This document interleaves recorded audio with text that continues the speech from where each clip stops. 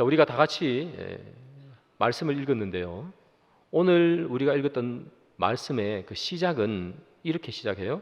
25절입니다. 수많은 무리가 함께 갈새 예수께서 돌이키사 이르시되, 이렇게 기록해요. 예수님께서 길을 가고 계신데 수많은 무리가 예수님 옆에 함께 걸어가고 있었다는 거죠. 한두 명 따라온 게 아니라 많은 무리, 수많은 무리라 그러니 예수님 앞에, 예수님 옆에, 예수님 뒤에 우르르 몰려가서 이렇게 쭉 따라가고 있었던 거죠. 그런데 여러분, 그 사람들이 예수님을 쭉 따라가고 있는데 예수님께서 갑자기 길을 걸어가시다가 발걸음을 멈추시고, 성경에 보니까 돌이키사 이르시되, 딱 발걸음을 멈추시고 난 후에 자기를 따라오는 사람들에게 몸을 향해 딱 돌리시고 하신 말씀, 그게 오늘 우리가 읽었던 본문의 내용이죠. 여러분, 본문에 보니까 수많은 사람들이 예수님을 따라온다, 그렇게 기록하고 있습니다. 그 많은 사람들이 예수님을 따라오는데 그 사람들은 예수님이 지금 어디를 걸어가고 계시는지, 어디를 향해 가고 계시는지를 그들은 알고 있을 것. 그들은 알고 따라올까요? 예수님께서는 지금 왜 그 길을 가고 있는지 그걸 알고 따라오는 것일까요? 여러분, 어떻습니까? 우리는 예수의 길을 간다고 말을 하는데 우리는 예수님께서 걸어갔던 길이 어떤 길이고 예수님께서 왜 그 길을 걸어갔는지 우리는 다 알고 계실까요? 여기 나온 사람들도 마찬가지입니다. 많은 사람들이 예수를 따라가고 있지만, 그러나 그 많은 사람들이 과연 예수가 어디로 가는지, 왜 그 길을 지금 걸어가고 있는지 알고 따라올까? 예수님께서는 어디로 가고 계시고 왜 가고 계실까? 성경은 이렇게 기록하고 있죠. 누가복음 9장 51절이에요. 예수께서 성천하실 기약이 차감해 예루살렘을 향하여 올라가기로 굳게 결심하시고, 이렇게 기록해요. 예수님께서 지금 어디로 가고 계신가 하면 예루살렘으로 가고 계세요. 누가복음 9장에서까지는 갈릴리에서 예수님께서 사역을 하셨어요. 그리고 9장 51절에 갈릴리의 사역을 이제 마치시고 예루살렘으로 가는 그 길 중간에 계신 거예요. 그러면 예루살렘으로 왜 가시는가? 성천하실 기약이 차감해, 그렇게 기록하죠. 예수님께서 이제 예루살렘으로 가서 십자가에서 죽으셔야 된다는 거죠. 예수님께서 지금 가고 있는 그 길은 죽음의 길입니다. 십자가의 길입니다. 그를 위해서 예루살렘으로 가고 계신 것이죠. 그런데 예수님을 따라오는 그 수많은 사람들은 예수님이 어디로 가는지, 왜 그 길을 그렇게 걸어가고 계신지 알지 못하고 따라오는 거예요. 예수님께서 예루살렘에 입성하실 때 많은 사람들이, 무리가 모여서 큰 소리로 찬양하죠. 호산나 다윗의 자손으로 오시는 이여, 호산나 호산나 찬양하지 않습니까? 그렇게 예수님이 예루살렘 성에 입성할 때 두 손을 들고 호산나 호산나 찬양하는 그 사람들은 예수님께서 왜 예루살렘에 들어오셨는지 알고 찬양하는 것일까요? 그 사람들은 아마 모르고 찬양하는 것일 것입니다. 며칠 뒤에 예수를 바라보며 저 사람은 십자가에 못 박으라 그러지 않습니까? 예수님을 따르는 사람도, 예수님을 두 손 들고 찬양하는 사람들도 예수님께서 왜 지금 이 길을 걸어가고 왜 예루살렘으로 가는지 알지 못하고 따라오고 알지 못하고 찬양하는 것이죠. 그러면서 느끼는 생각은 이런 생각입니다. 우리는 과연 예수님이 어디로 가는지 알고 나는 따라가는 것인가? 나는 도대체 예수님 가는 그 길 알고 가는 것일까? 여러분, 그러고 보면 예수님께서 걸어가는 그 길을 같이 걸어간다고 해서 다 제자가 아니라는 것을 우리는 알 수 있고, 예수님께 찬양한다고 해서 다 제자 아니라는 것을 우리는 알 수 있는 것이죠. 이 다윗과 함께 오랫동안 다윗과 함께 있으면서 생사고락을 같이 했던 다윗의 둘도 없는 부하 장수가 한 명 있었습니다. 그 사람의 이름은 요압이지요. 요압이라는 이 장군은 이 다윗과 함께 전쟁터를 누볐습니다. 생사고락을 같이 했습니다. 언제나 늘 다윗이 있는 곳에 요압이 있었습니다. 평생 부하, 충성스러운 부하일 것 같지만 그러나 시간이 지나서 다윗의 말년이 되니 이 요압은 살 길을 찾아 다윗을 배반하게 됩니다. 함께 오랫동안 같이 생사를 누볐다고 나의 충성스러운 부하일까? 고개가 저어지는 것이죠. 우리 금요일마다 열왕기를 보고 있습니다만 거기에 이세벨이라는 여성이 나오죠. 이 극악무도한 이 이세벨은 그 자기 옆에 자기를 도와주는 최측근이 있었습니다. 그게 내시들입니다. 말만 하면 무엇이든지 했던 사람들이 내시죠. 죽으라면 죽을 신유까지 했던 내시들인데 이 이세벨이 죽을 때 그녀를 창문 밖으로 던진 사람이 누구냐 하면 바로 가장 가까이에 그를 도왔던 내시들이죠. 내 옆에서 내 말을 듣는 충실하게 들었던 그 사람이 과연 나의 부하일까? 그렇지 않을 수 있는 것이죠. 예수님과 함께 3년을 따라다니면서 예수님의 사역을 도왔던 사람이 있습니다. 가룟 유다입니다. 가룟 유다는 예수님과 그 제자들의 무리 가운데 회계를 맡았습니다. 그러니 똑똑한 사람이고 인정받는 사람이었겠죠. 3년을 예수님과 함께 다녔습니다. 그런데 결국에 그는 예수님을 팔게 되죠. 함께 있다고 예수님의 제자인가? 함께 걷는다고 예수의 제자가 되는 것일까? 사랑하는 여러분, 어떻게 생각하세요? 예수님께서 오늘 길을 걸어가고 계신데 많은 사람들이 예수님을 따라왔어요. 예수님께서 길을 걸어가시다가 멈추시고 돌아보시며 하시는 말씀, 너희들이 나를 따라온다고 해서 제자 되는 것 아니야 라고 말씀하세요. 그러면서 제자가 되기 위해서 반드시 갖추어야 될 조건이 있어. 그 조건을 3가지를 오늘 본문에 말씀하세요. 그 3가지가 뭔지 우리 한번 살펴봅니다. 오늘 본문에 보면 예수님께서 똑같은 말을 3번 반복하는 게 있어요. 그게 뭐냐면 뭐뭐 하지 않으면 내 제자가 되지 못하리라 하는 말입니다.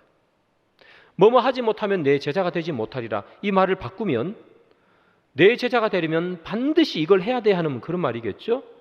예수님께서 조건을 내거신 거예요. 제자 되는 조건. 예수님이 제자 되는 조건 첫 번째는 뭐냐? 우리 한번 봅시다. 26절이에요. 다 같이 한번 읽어봅니다. 시작.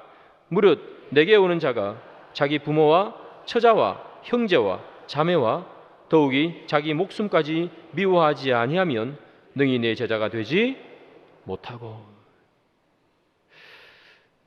너희들 가족과 자기 자신까지 미워하지 아니하면 내 제자가 되지 못하리라 말씀하시죠. 즉 다시 말하면 미워해야 예수님 제자가 된다는 거예요. 그게 조건이에요. 그러면 미워한다는 말이, 내 가족을 미워한다는 말이, 내 자신을 미워한다는 말이 막 누구를 싫어하고 막 욕하고 증오하고 그런 의미는 아니에요.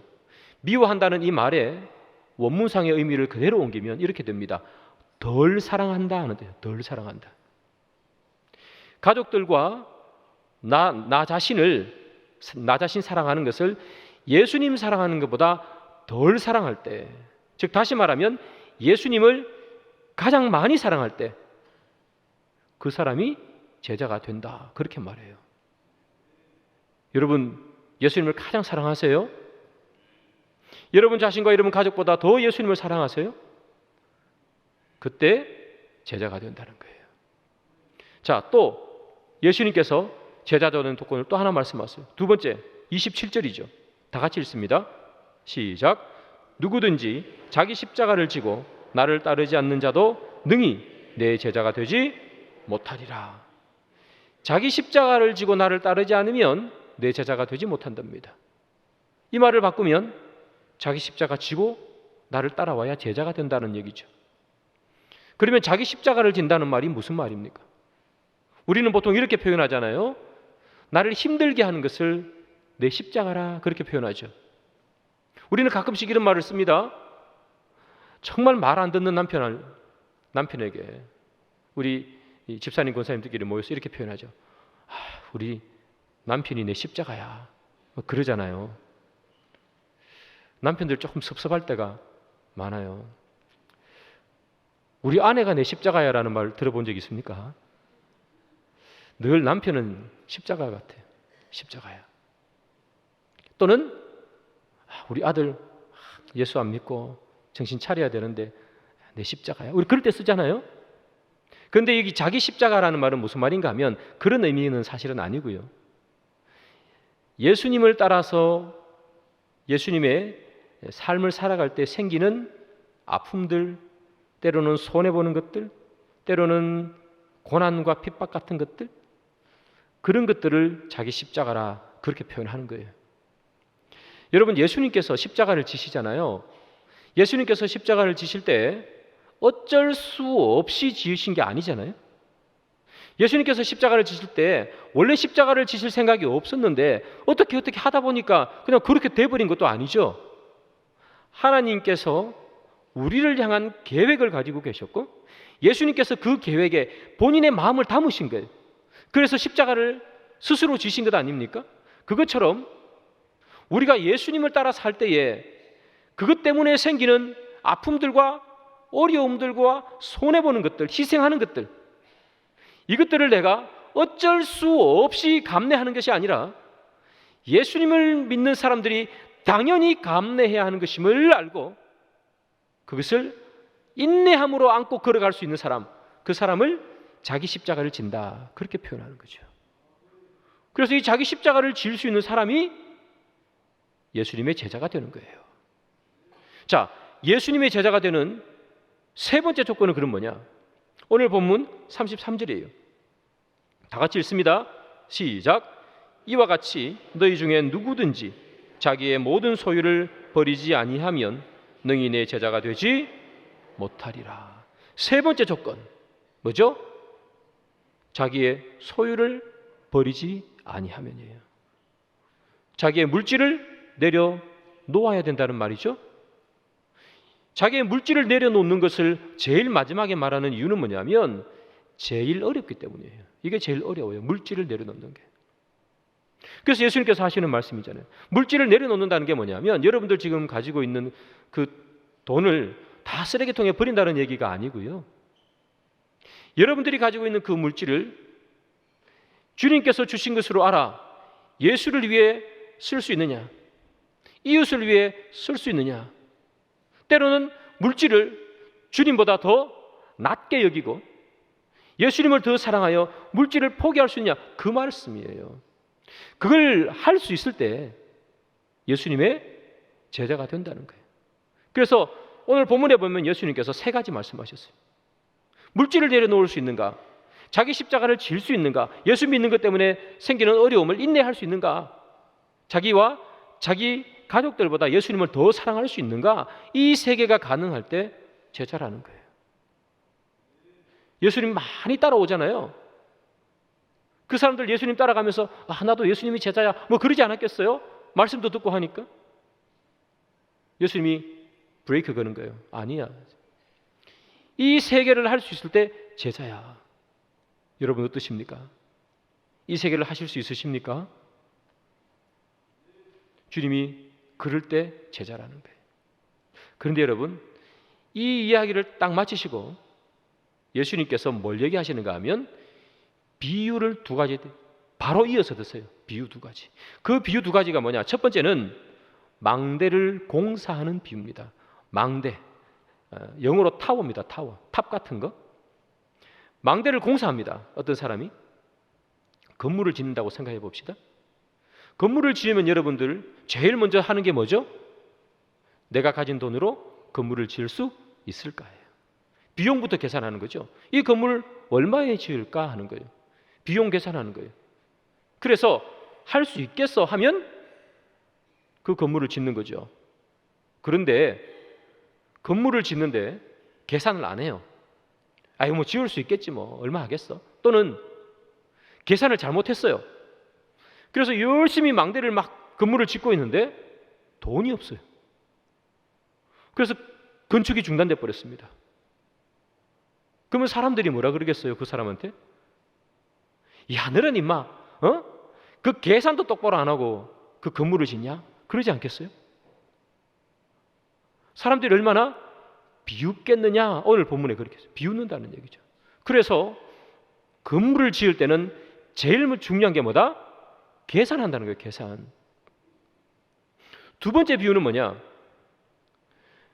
전쟁터에 나간 왕의 비유예요. 어떤 왕이 상대방 왕이랑 전쟁하러 이렇게 같이 전쟁터에 나가는 거예요. 그런데 저쪽 왕의 군대를 보니까 2만 명입니다. 2만 명. 많죠. 우리 군대를 보니까 몇 명쯤 되냐 살펴보니까 1만 명이에요. 1만 명. 완전 2배 차이 나잖아요. 10,000명, 저기는 2만 명. 그러면 왕이 계산해보지 않겠냐 하는 거예요. 10,000명으로 저 2만 명을 이길 수 있을까? 이길 수 있을까요? 이길 수도 있겠죠. 지형지물을 잘 이용할 수 있을 거예요. 기습 공격을 할 수도 있고, 또는 매복해 있다가 상대방이 지나갈 때 샌드위치처럼 덮칠 수도 있겠죠. 어쨌든 계산해 본다는 거예요. 계산해보고 10,000명으로 2만 명을 이길 수 있을 것 같아 하면 전쟁하는 거예요. 그런데 못 이길 것 같아요. 아무리 생각해봐도, 아무리 계산해봐도. 그럼 어떻게 한다고요? 오늘 본문에 보니까 화친한다 그래요. 우리 싸우지 말고 내가 그냥 돈 좀 줄 테니까 전쟁하지 말자. 그렇게 하는 거예요. 근데 만약에 화친하지 않고 이 왕이 계산을 잘못했어요. 그래서 전쟁을 했어요. 졌어요. 그럼 어떻게 될까요? 그 나라 백성들 다 포로로 끌려가고 귀중품 다 빼앗기고 왕 죽고 전쟁터에 나온 군사들 다 죽고 그러겠죠. 그러면 사람들이 이 사람은 다 이 왕을 얼마나 원망하겠어요. 우리 이석은 왕 같으니라고. 이기지도 못할 전쟁을 하고 있었네요. 그거겠죠. 자, 제가 비유 2가지를 들었습니다.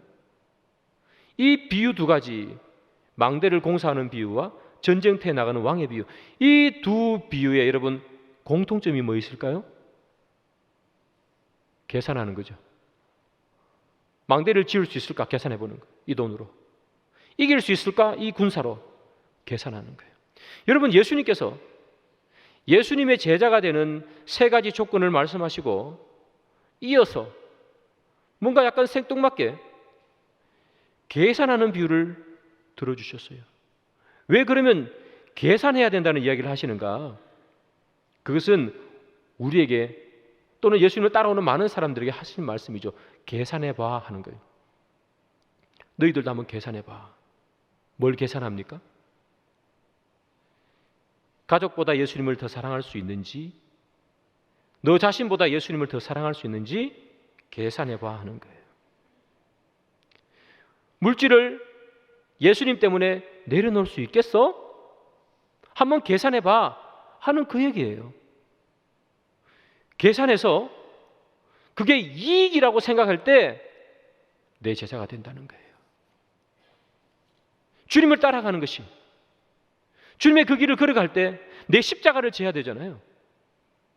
예수님을 걸어가는 길이 쉬운 일이 아니기 때문에 때로는 마음을 상하고 때로는 물질을 내려놓고 때로는 고난과 핍박이 오는데, 그럼에도 불구하고 그게 이익이라고 생각하면, 예수의 길을 걸어가는 것이 네 인생의 가장 큰 수지맞은 일이라고 생각하면 그때 네가 제자가 된다는 거예요. 그래서 그 따라오는 사람들이 하는 말이잖아요. 계산해봐. 다 계산하잖아. 망대를 지을 때조차도 계산하고 왕이 전쟁할 때조차도 계산하는데, 너희들이 나를 따라오는데 한번 계산해봐. 너희들 가족 버릴 수 있겠어? 내가 더 소중하니까? 나를 가장 인생의 우선순위로 생각할 수 있겠어? 너희들은 늘 물질을 안고 살아가는데 나 때문에 물질을 버릴 수 있겠어? 그거 계산해서 그게 이익이라고 생각해? 그때 나를 따라오는 거야. 그렇게 말하는 거죠. 여러분, 우리는 교회에서 봉사를 하지 않습니까? 헌금도 드리고 이 귀한 시간에 와서 예배를 드리고 때로는 마음도 드리고 시간도 드리고, 여러분, 그것이 우리의 삶에, 내 인생의 이익이라고 생각하십니까? 세상은 이익이라고 생각하지 않지 않습니까? 어떻게 10의 1조를 내? 어떻게 헌금을 내? 사랑하는 여러분, 예수를 따르는 것이, 예수의 길을 걸어가는 것이 여러분들의 인생에 그 어떤 것보다 소중하다고 생각하십니까? 예수님의 그 길을 가는 것이 때로는 희생의 길이고 헌신의 길이고 손해보는 길인데, 비록 희생하고 헌신하고 손해볼지라도 세상에서는 그것이 손해라고 말하지만 나는 그것을 이익이라고 생각하느냐 말이에요. 그때 내 제자가 된다는 거예요. 그렇지 않고는 그냥 집에 돌아가라는 이야기예요. 괜히 따라와가 시간만 버리지 말고 집으로 돌아가고, 그 결단과 그 결심을 할 수 있는 자, 그 자가 내 제자가 되어 따라오라는 거예요. 여러분, 성경 한 절 보겠습니다. 히브리서 11장 26절이에요. 그리스도를 위하여 받는 수모를 애굽의 모든 보화보다 더 큰 재물로 여겼으니 이는 상 주심을 바라봄이라. 저기 어떻게 기록되어 있습니까? 수모를 받는 것, 그죠? 수모 받는 것이에요. 이 수모가 뭡니까, 여러분? 부끄러운 거 아닙니까, 그죠? 이런 수모를 당하다니 부끄러운 거 아닙니까?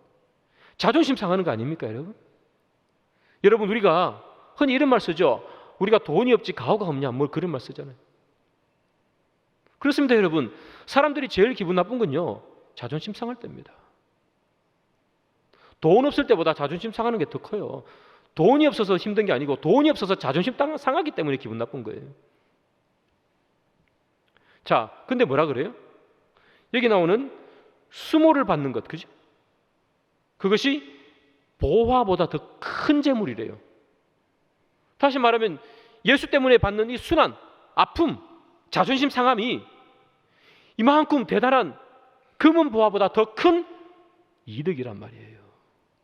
아무리 생각해봐도 여기 금은 보화가 쌓여 있지만 예수를 따라가는 것이, 그러므로 생기는 많은 아픔이, 때로는 수모가 내 인생에 더 큰 이익이야.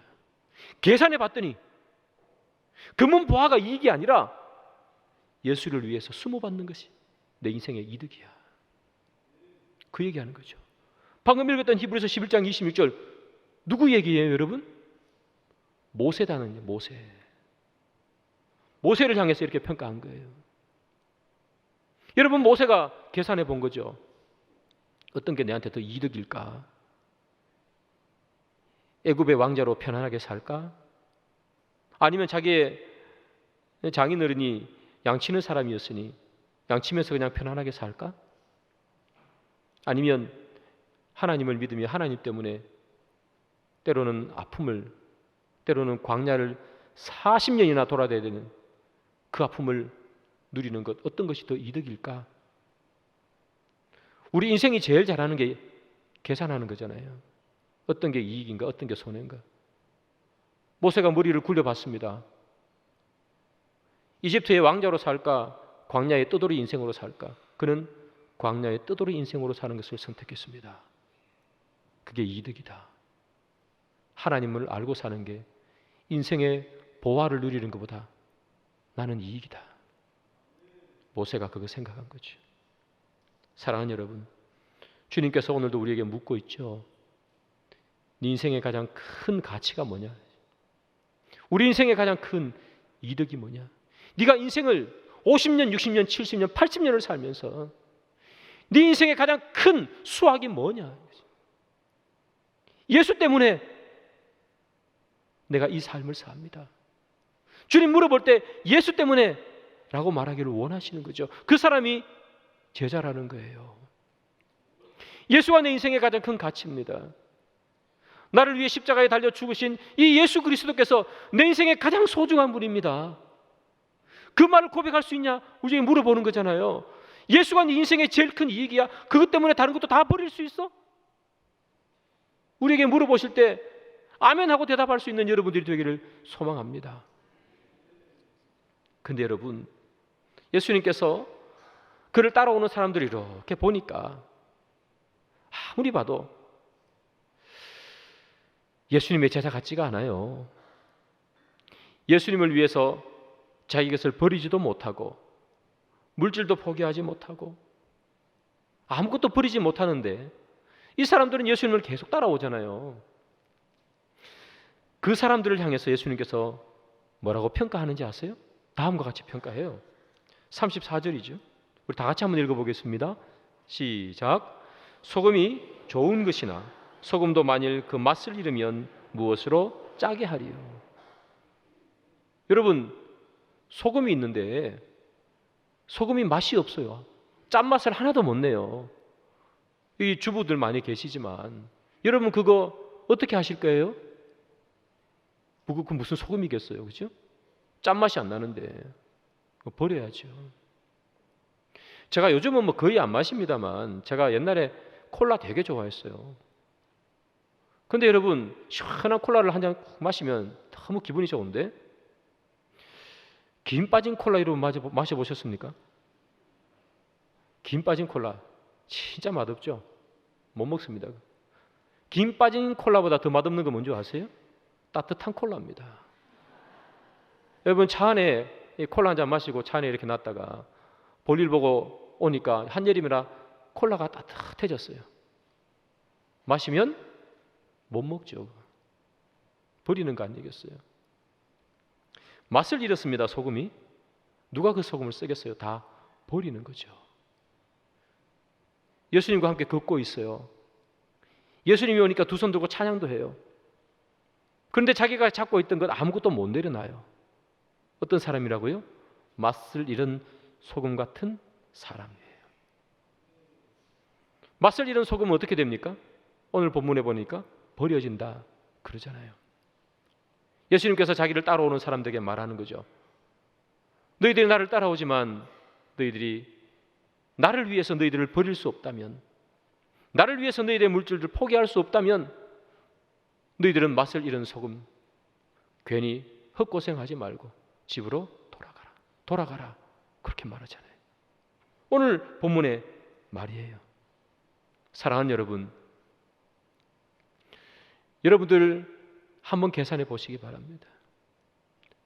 나는 과연 맛을 잃은 소금처럼 무늬만 소금인 채 무늬만 예수님과 함께 이렇게 예배드린다고 해서, 찬양을 알고 있다고 해서, 오랫동안 교회 다녔다고 해서 나도 혹 예수님의 제자라고 우리는 착각하고 살고 있지는 않는지 우리 스스로를 돌아봐야 되겠죠. 주님께서 나의 인생에 가장 큰 이익이십니다. 주님이 내 인생의 가장 큰 보배입니다. 그러기에 주님, 나는 주님이 갔던 그 길을 따라 걷기를 소망합니다. 그 길을 걷지 못할 때 넘어질 때마다 다시 일어서서 가슴을 치며 주님, 나도 그 길을 걷고 싶습니다. 그런데 왜 이렇게 안 되는지 잘 모르겠습니다. 주님, 나에게 힘을 주십시오. 나도 주님이 인생의 가장 큰 보화이기를 소망하며 나도 그 길을 걷고 싶습니다. 그 고백하고 결단하고 그 길을 걸어가기를 결심하지 않으면 맛을 잃은 소금이라는 거예요. 아무리 따라와도 버려질 뿐이라 말하는 것이죠. 사랑하는 여러분, 예수를 따르는 것이 여러분들 인생의 가장 큰 이익이십니까? 여러분이 그런 제자 되기를 바랍니다. 성경을 보면 성경의 위대한 사람들은 다 손해보는 것을 이득으로 여겼던 사람들이에요. 아브라함이 자기의 고향을 버리지 않습니까? 뭘 들고 나왔겠어요? 아브라함이 자기 아들 이삭을 모리아산에 바치지 않아요? 아브라함이 생각해 본 거예요.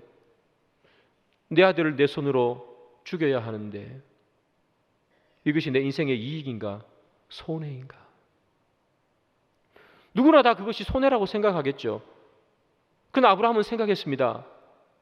하나님께서 내 인생을 이끌어 주실 것이고 이 아이가 죽어도 다시 살아날 수 있을 것이다. 아브라함의 부활 신앙이죠. 그는 100세에 낳은 아이가 아까워서 하나님 앞에 드리지 못하는 것이 아니라 그 아이까지도 내려놓는 신앙, 그것이 이익이라고 생각한 거예요. 그래서 모리아산으로 아이를 데려갈 수 있었던 것이고 여호와 이레의 은혜를 경험할 수 있었던 것 아니겠어요? 바울은 생각합니다. 어떤 것이 내 인생에 더 큰 이익인가? 바울은 대단한 배경을 가지고 있었습니다. 정말 그 걸어왔던 그 길만 걸어가도 먹고 사는데 하등지냥 없는 권력 있는 사람으로 살 수 있었던 것이 바울인데, 그 바울이 계산했습니다. 내 인생에 어떤 것이 더 큰 이익인가? 내가 걸어왔던 그 길, 부귀영화가 탄탄대로처럼 놓여있는 그 길을 걸어갈 것인가, 아니면 예수를 따라갈 것인가? 줄 하나를 튀겨보았더니 예수를 따라갈 때 내 인생에 더 큰 이익이라는 결론에 다도했습니다. 예수를 따라갈 때 왜 더 큰 이익인가?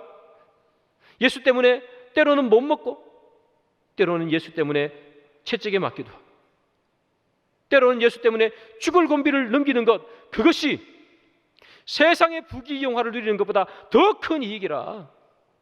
예수보다 더 큰 것은 없네. 예수보다 내 인생에 더 소중한 것은 없네.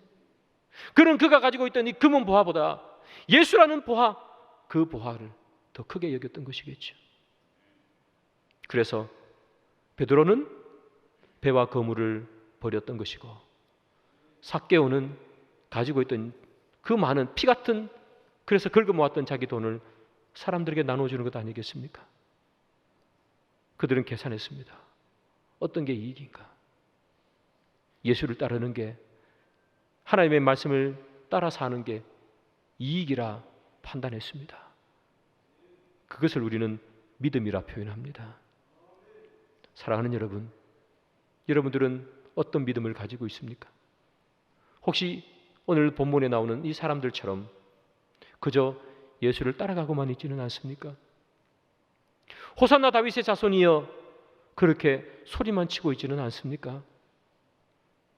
계산해보지 않고, 계산해서 손해볼 것 같은, 그래서 예수님을 따르기는 하지만 아무것도 못 내려놓는, 그래서 맛을 잃은 소금 같은 우리는 아닙니까?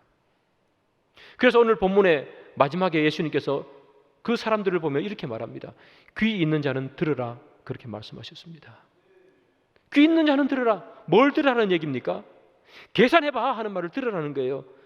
그냥 따라오지 말고, 무턱대고 따라오지 말고, 시간 낭비하지 말고 들어봐, 계산해봐 하는 거잖아요. 계산해봐.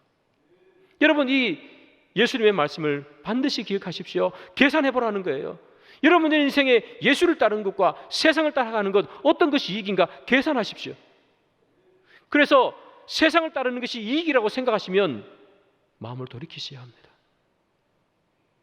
예수를 따르는 것이 이익이야 라고 생각하면 그 마음이 변치 말아야 되겠죠. 말씀의 결론을 맺습니다. 함께 걷는다고 다 제자가 아니고, 두 손 들고 호산나 찬양한다고 다 제자 아니라고 말합니다. 제자인지 아닌지 계산해보고, 나 때문에, 예수 때문에 너희들이 가진 것 다 내려놓을 수 있을 때 참 제자가 되니, 너희들이 진짜 내가 걸어가는 길을 함께 걸어가기를 소망한다면 너희들이 내려놓을 것 내려놓는 삶을 살아야 해, 그러지 않겠습니까? 사랑하는 여러분, 예수를 믿는 것, 예수를 아는 것, 그리고 예수를 내 인생의 구주로 여기는 것, 그것이 여러분들의 인생에 간직한 가장 큰 보화가 되기를 주님의 이름으로 축복합니다.